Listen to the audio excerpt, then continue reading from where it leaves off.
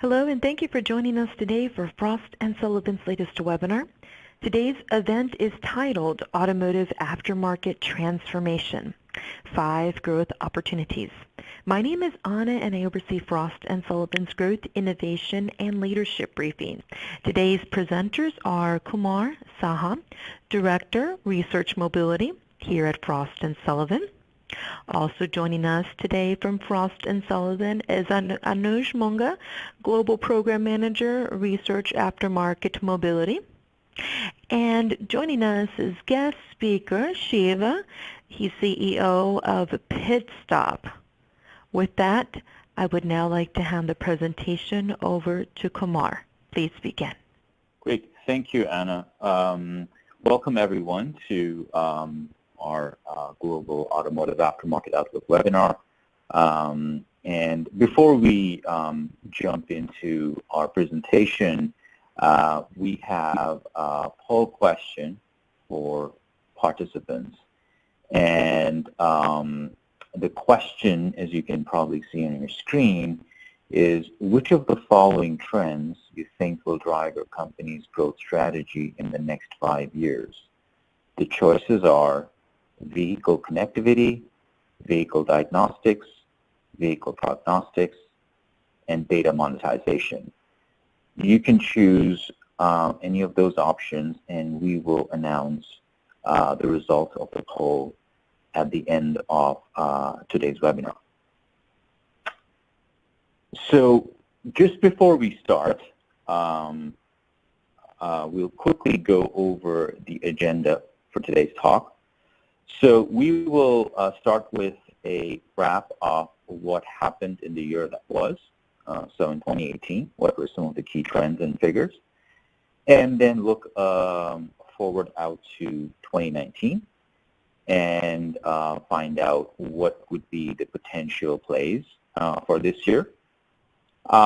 Then we'll have a discussion on the 4 aftermarket trends that we believe will be the most disruptive in the next 10 years. And then the growth opportunities that those trends are going to foster. And then we'll have our guest speaker, Shiva Bhardwaj, talk a little bit about his company, Pit Stop, and talk about how predictive analytics and data usage will transform the aftermarket. So looking back to 2018, it was another year of fairly steady global aftermarket growth. Revenue hovered around the 4 or 5% growth mark for 30 years in a row per tracking. In overall, if you look at the improvements in GDP, which is obviously one of the key major factors behind the growth in aftermarket, a lot of strong activity in Western economies, particularly U.S. and Canada. But what we saw was the impact of tariffs and trade wars started to weigh down, some of these economies by Q4. Some markets, such as Canada, are already heading towards a mild recession, most likely. For 2019, we're also expecting the U.S. to slow down a little bit. The other major story for 2018 was the slowdown in car sales growth. And we'll have more details on that, later on. But particularly in countries like China, car sales slowed down. In U.S., it was pretty flat. In countries like Canada, it actually dropped. So, and this is, again, a trend that we will see carry on forward. VIO growth was still fairly strong at about 4% globally. And right now, the global VIO stands at about 1.3 billion vehicles. And as I mentioned, parts revenue was strong, and we saw China and India, despite the economic weaknesses in China, we saw strong double-digit growth in 2018.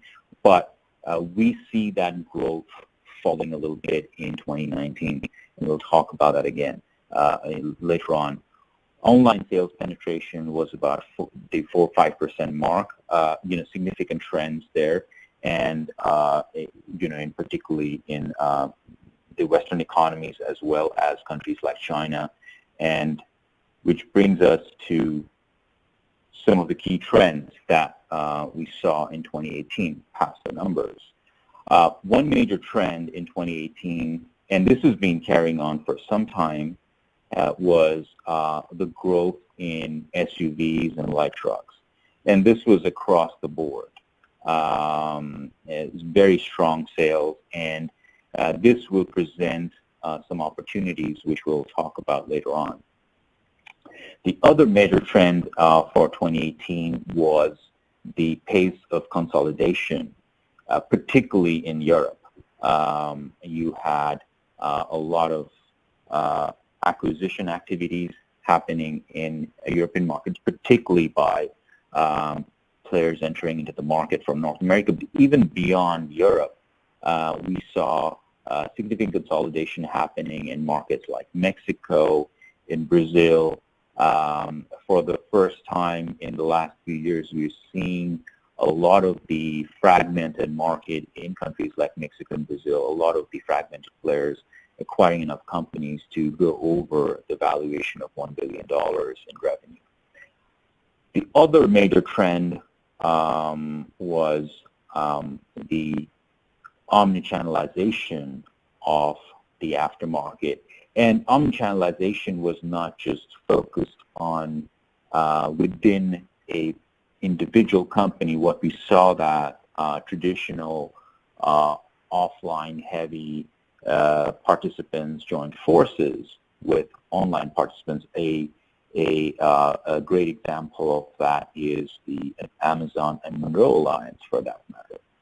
For instance, now you can buy a tire on Amazon and get it installed at a Monroe location in the U.S. We had the example of Walmart and Advance Auto. Again, in this case, both traditional companies joining hands to create a unified digital platform. So we have these kind of collaborations going on in the market, and the whole thrust of these collaborations is to enhance the digital experience. The other major trend, and this is kind of an offset of the trend that I just spoke about, was the expansion of e-retailers. The likes of Amazon, Amazon introduced its private label, for instance, in the market. And we're going to see more and more instances of e-retailers expanding into the independent aftermarket. They're trying to expand their B2B platforms. And one of the reasons behind that, and it's both driver as well as influencer of connectivity in workshops. So there are two elements to it. First of all, per our, some of the surveys that we do, we see an increasing incidence of installers ordering online. And it's both through internet platforms as well as internet platforms. And whenever we ask the question, most installers say that they will increase their online ordering processes. Now, what does that mean? That means that for suppliers, cataloging has to be absolutely bang on, and there's an increasing focus on creating better catalogs going forward and creating more robust catalogs. The second example of connectivity in workshops was that some of the diagnostic tools that are coming to the market will now have e-commerce capabilities built into them. So that kind of opens up another channel, another touch point with the installer, which will also be a game changer in the market. So that was 2018. So what do we see happening in 2019? We see global GDP, we see some slowdown in global GDP, which will have a continued negative impact on the aftermarket. Car sales, again, very flat. We'll probably see some a good growth coming out of countries like Brazil, potentially India, although things might be a little restrained in the first half of the year, particularly because of the upcoming elections in that region. But if you're looking at most of the Western economies, U.S., Canada, U.K., car sales will decline, and in some cases, like Germany, it would probably stay flat. Vehicles in operation, lower growth than 2018, so we are forecasting about a 0.03% decline from 0.3% decline from 4% to 3.7%, and also parts growth kind of declining as well globally. Again, staying in the 4% mark, but if you look at some of the countries such as U.S., Canada, we see parts growth hovering around 2 to 3% mark.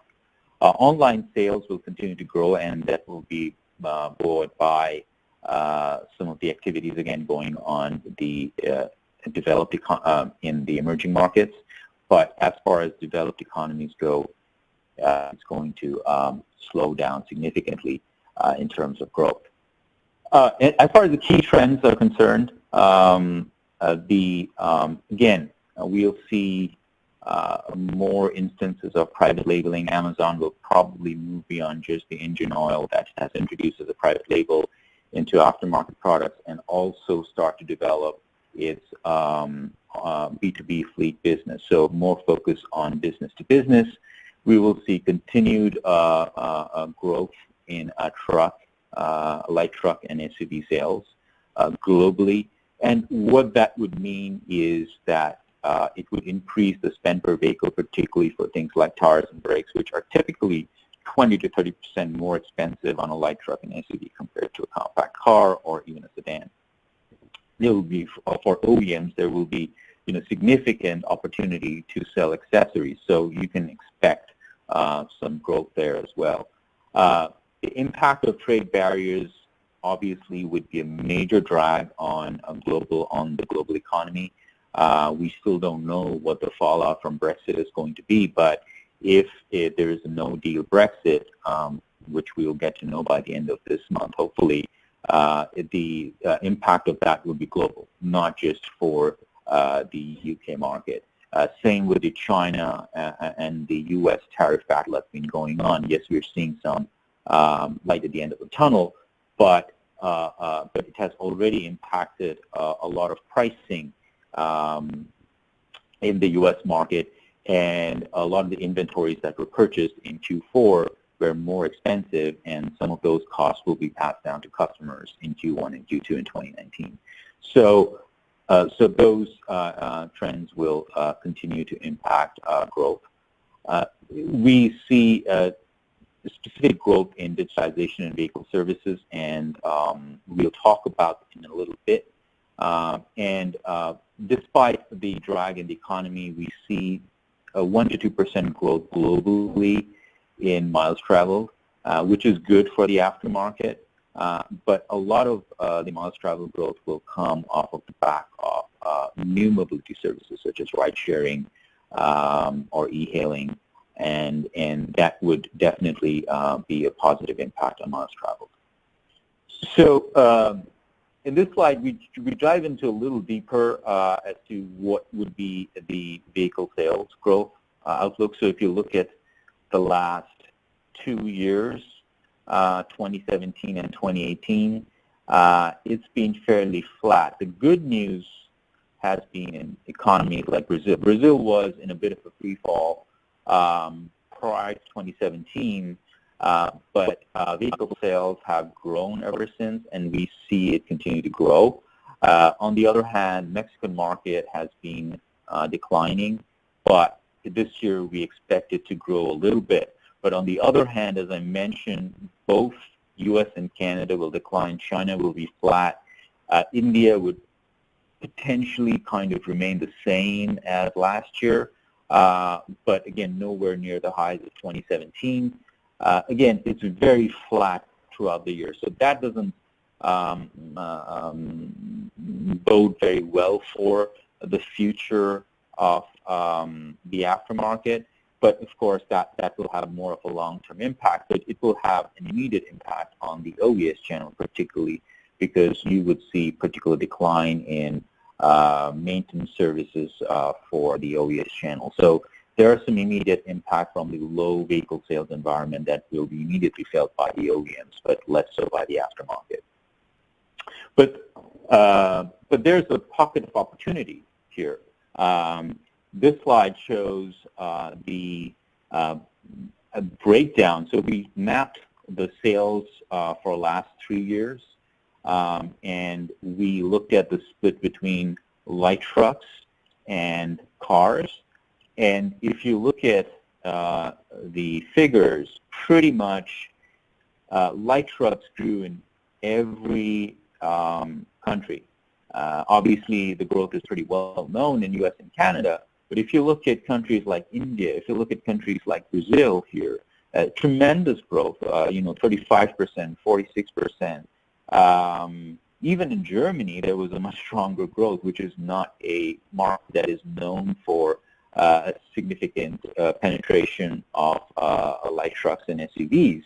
The other dynamic here is that India and China, the growth was not just in light trucks, but premium and luxury light truck and SUV segments, which again was going to drive the revenue per vehicle and will provide some opportunities for higher sales and parts and accessories. Last but not the least, regional revenue will grow, but not grow as strong as 2017 and 2018.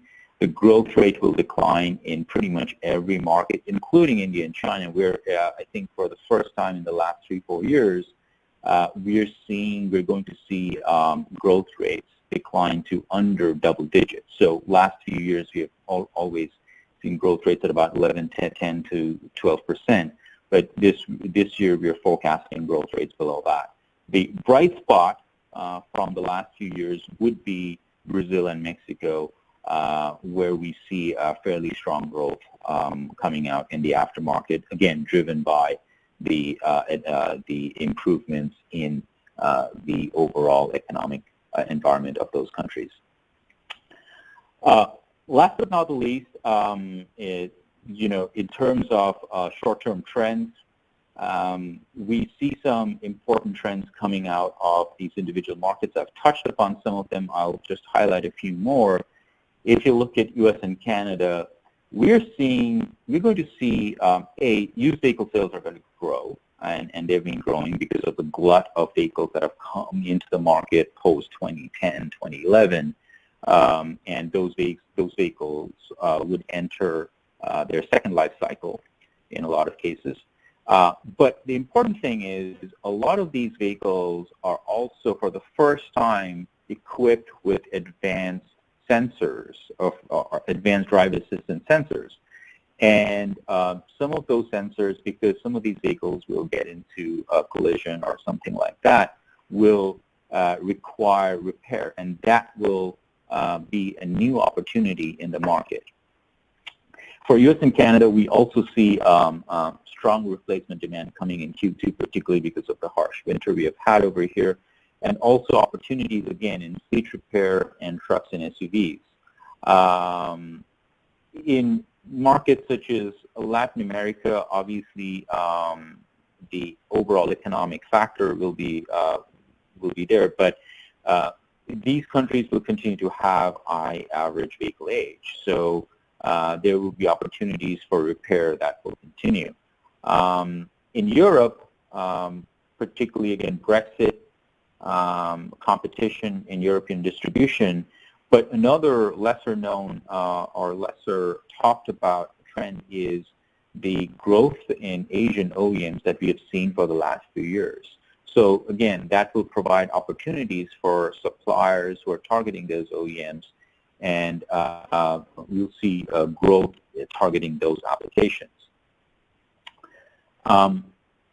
So this is kind of a wrap-up of what we think will pan out in the market for the short term.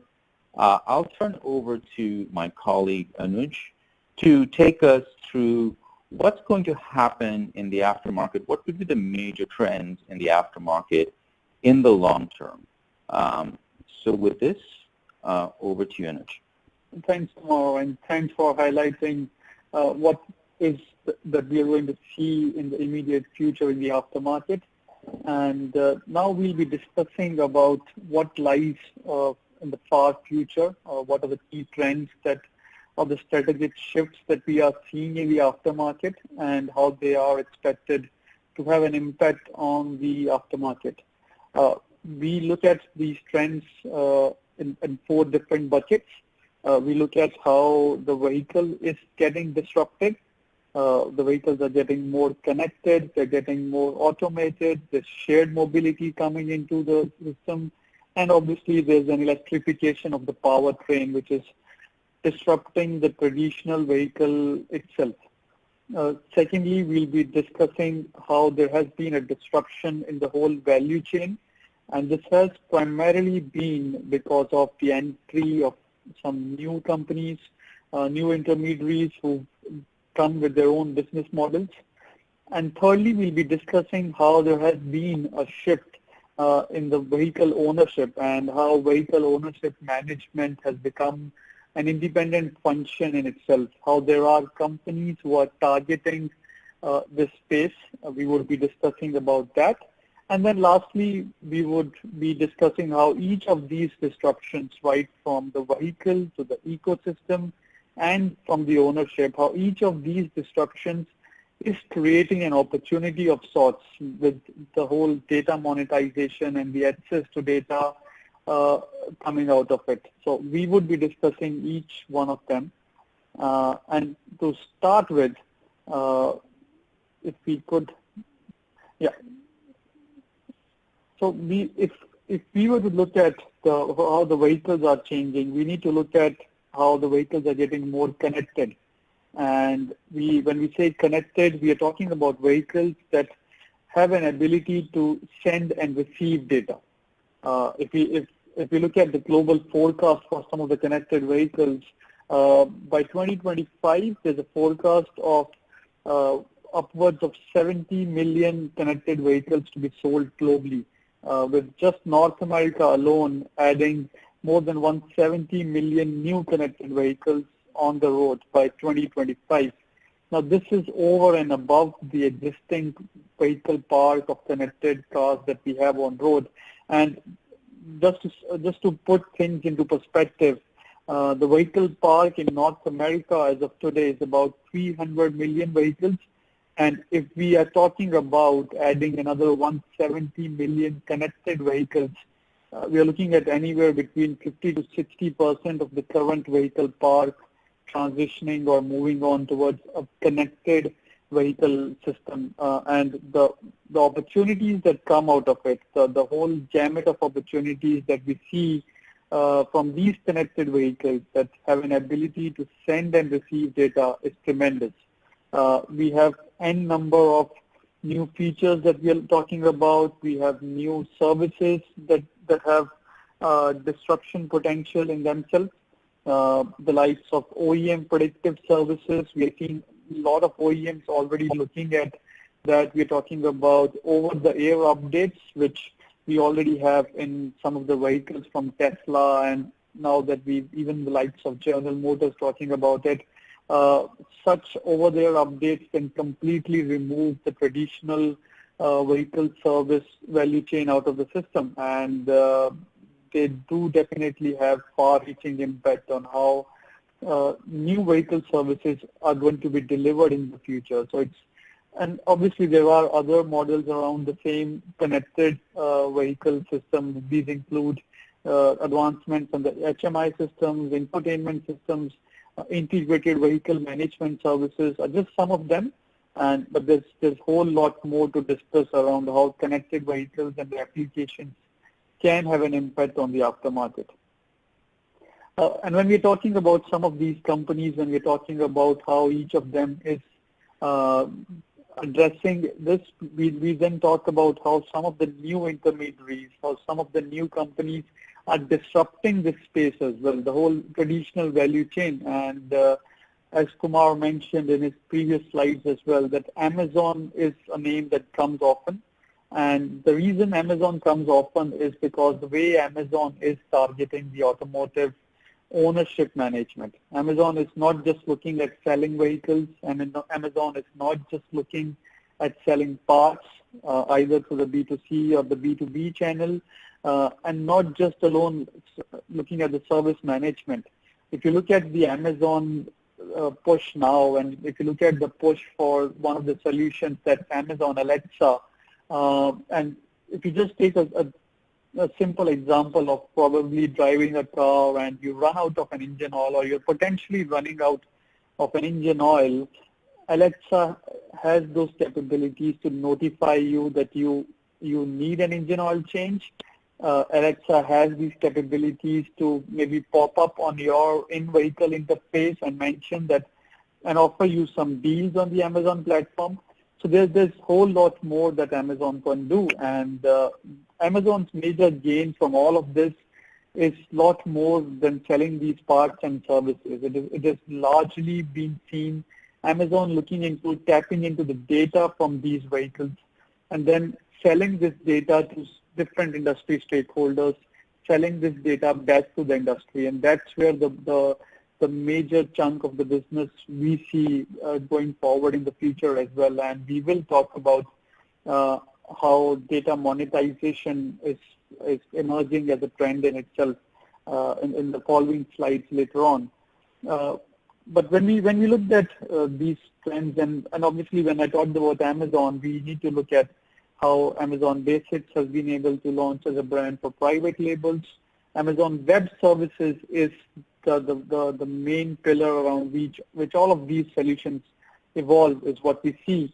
And going forward, we believe there are more who might follow this, and we already have the likes of eBay who've been doing this to a certain extent, but somehow Amazon has been leading the pack, with Alibaba as well doing some of these bits already in the market.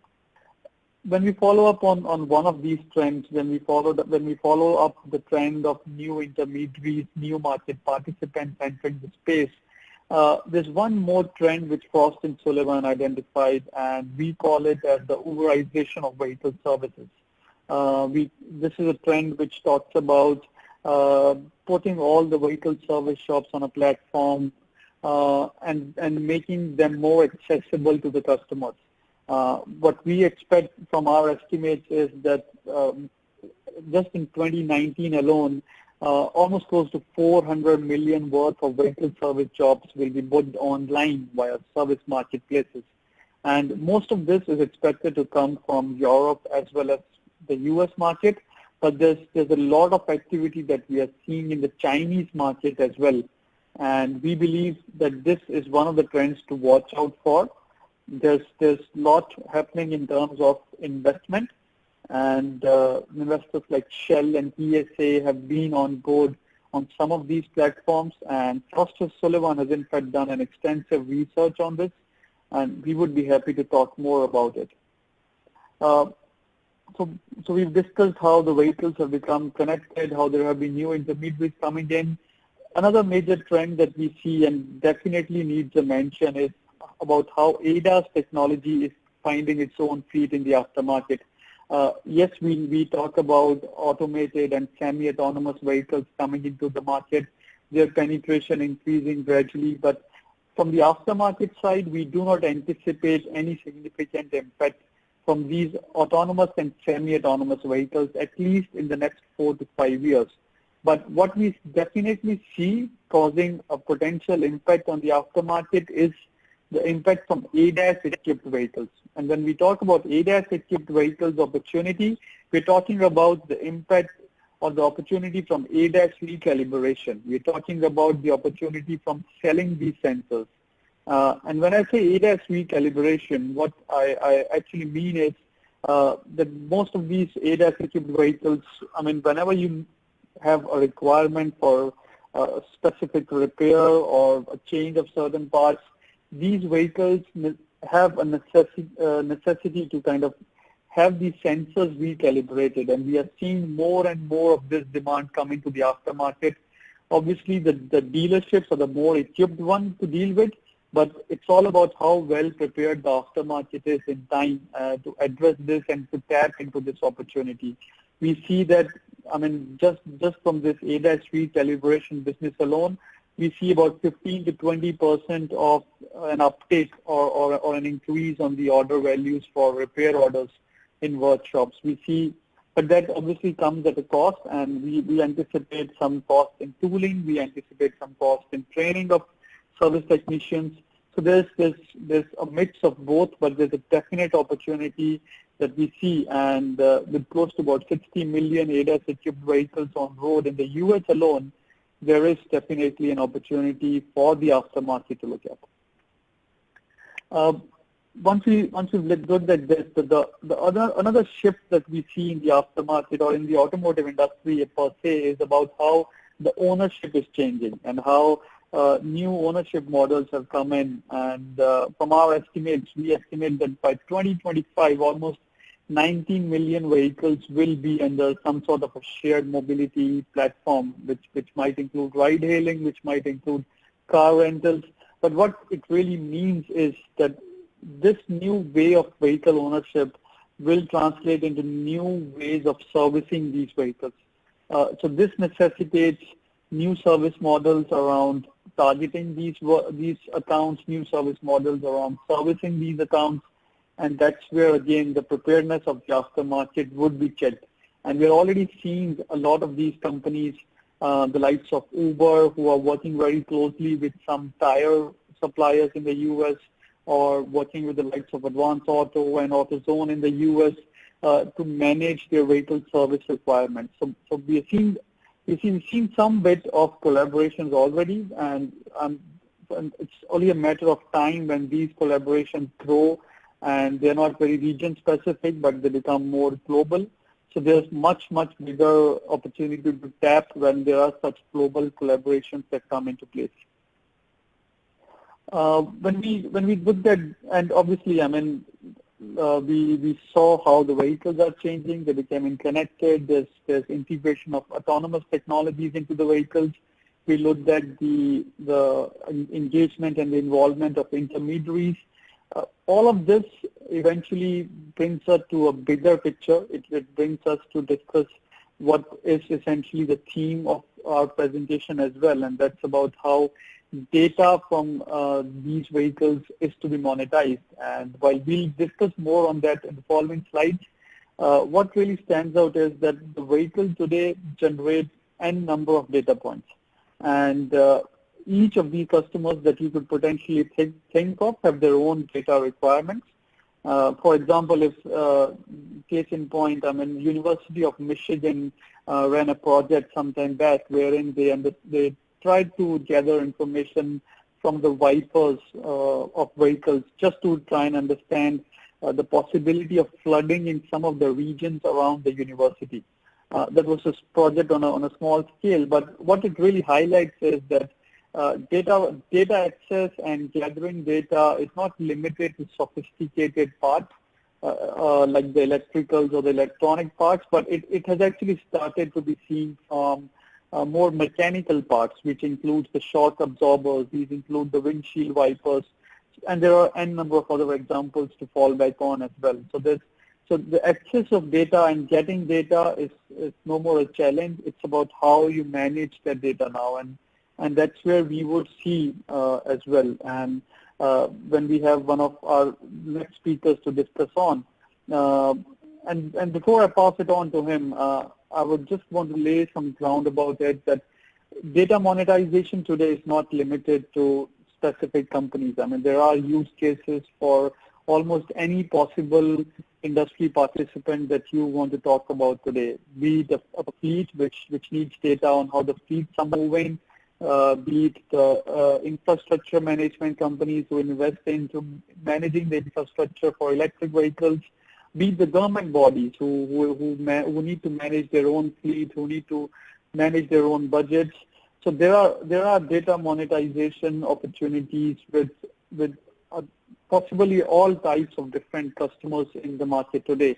And to talk more about it, to tell us more as to how that can be done and how that is already being done, I would like to pass the presentation on to my co-presenter, Shiva from Petop, who would take us through his company's value proposition and how they are delivering this solution in the market. So over to you, Shiva. Awesome. Thank you for that. So just got, I guess, take control of the screens. All right, great. So I guess I'll start and give a little bit of a background on myself and the company and what we're building, and then I can get right into discussing the details of how we've leveraged data from connected vehicles at scale and from the supply chain by taking various data silos and applying advanced machine learning techniques, as well as analytics, statistical analytics, to drive insights that ultimately predict component failures, helps with just-in-time parts management, with product development, and a number of other aspects, such as supporting the insurance and fleet industries with their business objectives through data. And I guess my background is I come from the tech industry, working at companies like NVIDIA and BlackBerry, building advanced systems that help power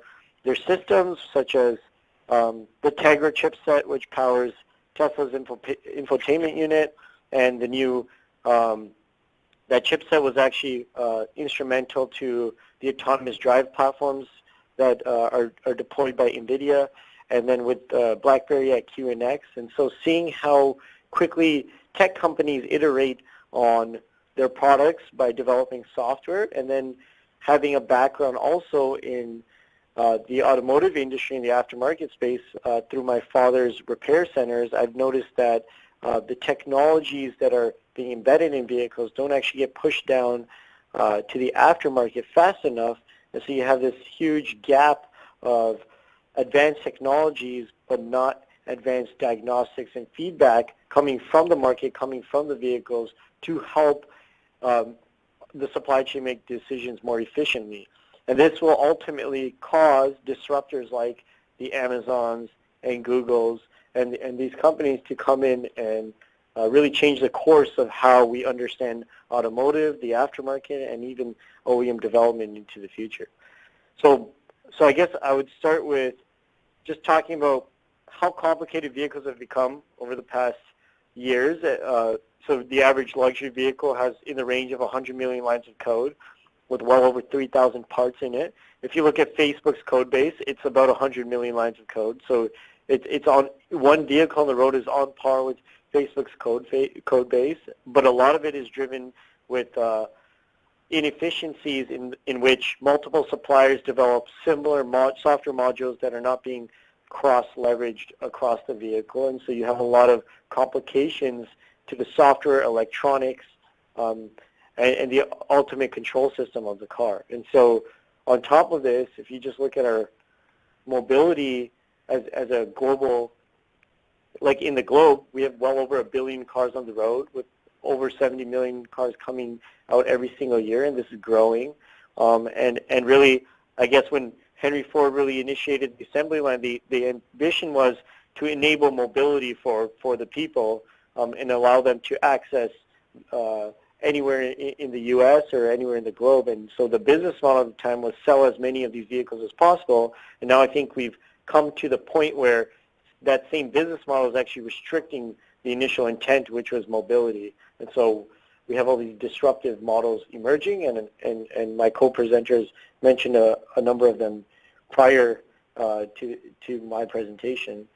And so where I'm going to focus is if you look at the major impact of not analyzing data, one of the biggest impacts sits within recalls and warranty claims, which sits in the tens of billions of dollars every single year.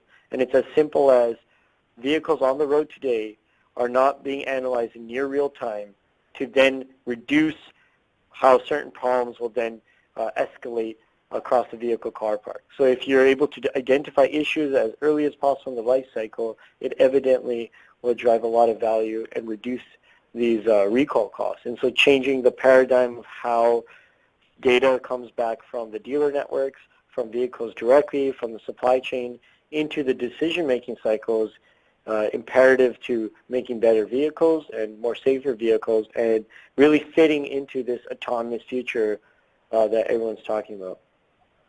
So the problem, though, today, and the reason why prediction and analytics has not gained the impact it should have in the aftermarket, in the automotive supply chain, is because of how transactional the relationships are across each member of the ecosystem. And so, for example, if a vehicle owner is driving down the road and something happens to that car, they enter a repair facility.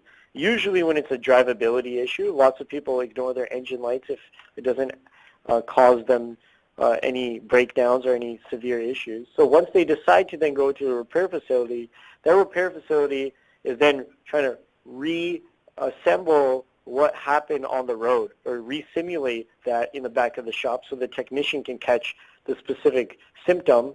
And then once they do that, they then order the component or the part. And the part supplier is hoping that the technician is a good technician and ordered the correct part, but they have no idea why that part was ordered. And then you go all the way back up to the supply chain, to the actual manufacturer and warehouse distributors, who don't know why in January and February in Canada their fuel pumps sold in higher volumes this year than last year, because there's no real-time data to really drive those insights. And so the problem is that the industry is very transactional in nature, and what it needs to come to is more of a data shared model, where information that's not that's generally anonymized, not personalized. So general information that talks about how vehicles are being maintained, how they are failing, how parts are being supplied, will support everyone in the supply chain, all the way down to the driver, who will understand why his component is failing and why it's important to get service, all the way up to the supplier saying, this is in January, the reason my fuel pumps were failing more and I sold more parts was because the car park age has grown. So the car park age for these fuel pumps has grown in the amount of years that they've been on the road, and the humidity was higher in this month and such. And as a result, now I realize why I had to stock more inventory.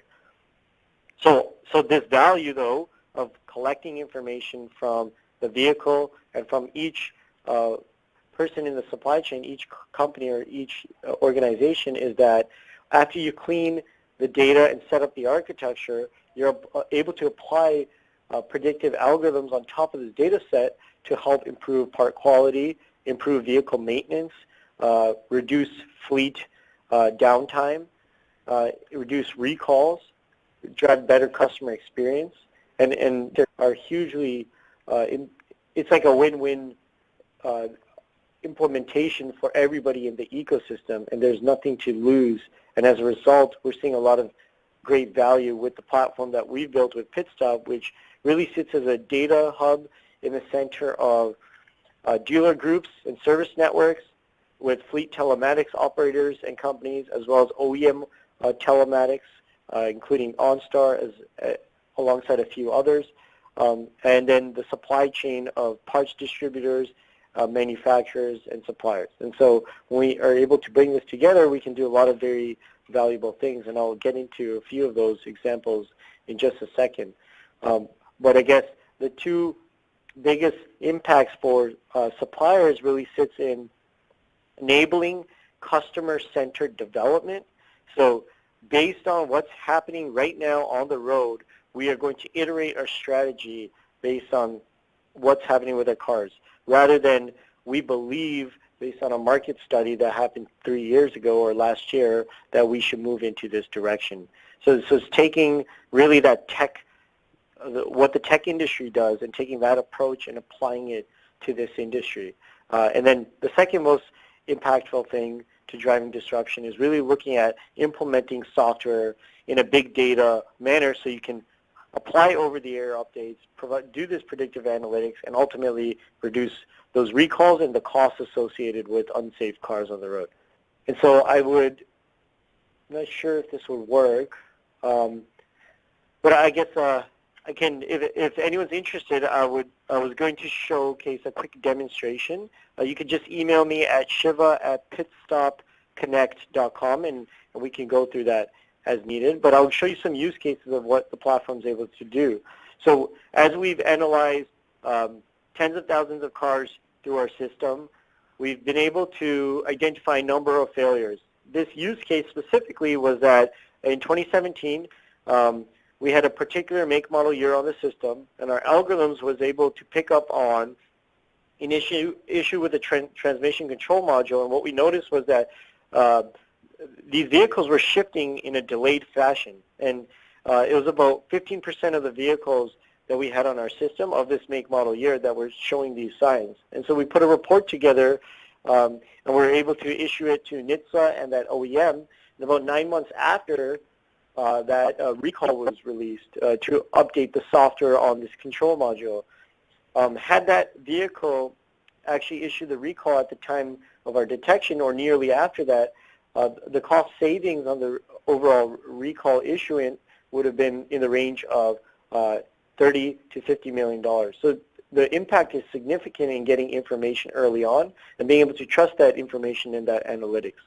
So that's one example that I thought would be valuable to share, and we have many of these types of examples. But the way we're able to achieve that and get to this is when you take the time series information coming from the vehicle, so the various sensors of the 300 to 500 sensors running on a combustion engine or any vehicle for that matter, and you're able to then take the events, the failure events, such as engine lights coming onto the vehicle, so repair facilities changing parts and stating what the price is of those parts, or suppliers getting warranty issued parts returned and collecting that data set. So when you bring those two data sets from the car and then from humans that have logged certain events together, you're able to really drive predictions. And these predictions allow you to say there's a 90% chance that this transmission control module fault will occur on your vehicle as a result of comparing your vehicle's data to 5,000 other cars on the road that have had this issue.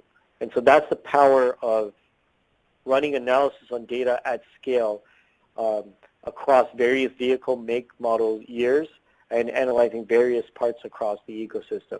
And then ultimately the benefits is understanding the failure rates of these components all the way down to regional levels, being able to understand how to stock parts in the aftermarket, which is very much a challenge, early detection of recalls and warranty. There's also a number of fraud-related cases that emerge, but when you have data coming from the vehicle and then that vehicle goes in for a component replacement and it's evident that the component was operating fine, you're able to detect fraud early on in the life cycle. And it all comes from agnostic cloud-based analytics. So agnostic to any hardware, whether it's OEM connected telematics or aftermarket connected telematics, being agnostic to the data source, but being able to provide a very coherent manner of cleaning the data, setting up the architecture to then run analytics on top of it is really the value that we're bringing to the market with our various customers. And so this kind of shows where a company like ours fits into the ecosystem. So there's a number of data platforms that do exist. They all target various niches of the value chain for the connected car. And so we're an aggregator of a lot of raw data coming from telematics and then event-based data coming from the industry. And we put that together and curate insights that then these companies are able to consume to make better, more efficient decisions. And then companies outside of the people who provide us data can also benefit from this information, including insurance companies, including parts distributors and suppliers, and there's a number of others that we work with. And so the way we've designed our platform is to be very open and flexible, where we have APIs that are accessed, very secured APIs that are able to ingest information and then output insights. There's front-end dashboards that are customized as per customer needs, as well as mobile applications as required. And the idea at the end of the day is to improve the trust and transparency in the industry by leveraging real-time data. And so we believe that we're a cooperative data platform to the other data platforms that exist in driving this unique value out of prognostics to the existing ecosystems out there. We look at the connected car space a lot like the internet in the early days. That's where I feel it is today, where we had a lot of computers out in the market without the connectivity of the internet in the early 90s, and the value was you could play games and use Microsoft Excel and Word and those type of features, but as soon as you had connectivity, it enabled services like Amazon and Google and Facebook.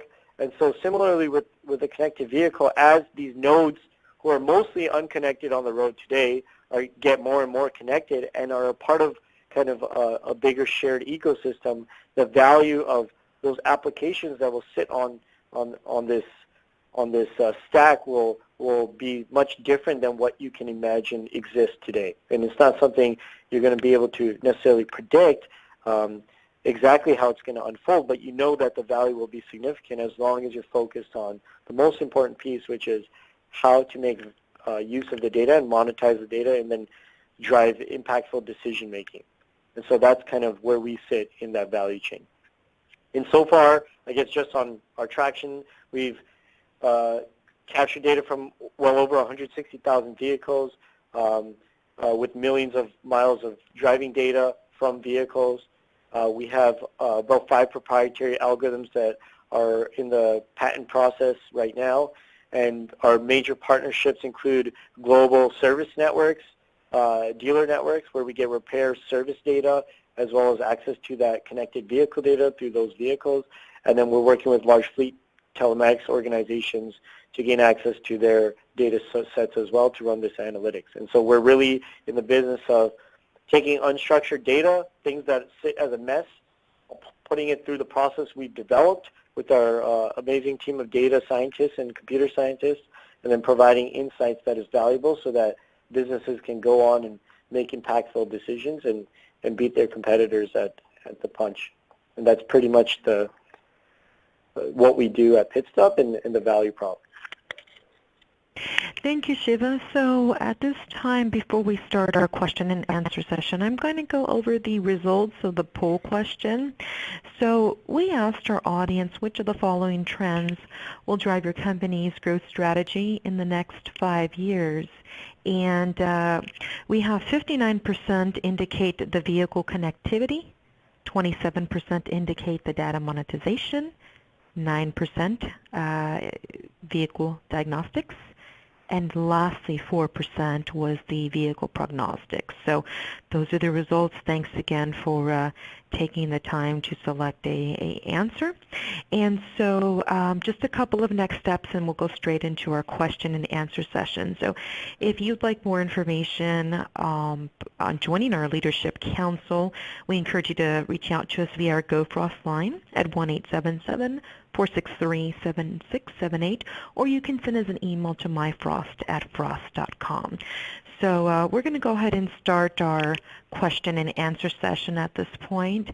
Our first question that we have, what is the assumption to connected vehicles in your perspective? I mean, just infotainment is considered a connected car, or is it important to consider other features? Yeah, thanks for that question, Anna. I can take that. So, yeah, I think we need to kind of think beyond the connected car, beyond the infotainment system. So connected car is basically, in our analysis, anything that is able to send and receive data. So a lot of connected cars, or most of the cars that are being sold currently have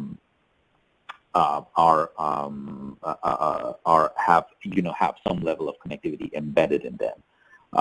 So it's not just the infotainment system, but it's the ability to send and receive data, which is pretty much in most advanced economies, almost 100% of cars that are sold these days have that level of embedded connectivity. Now, whether a vehicle owner chooses to actively deploy those connected car solutions is another matter altogether.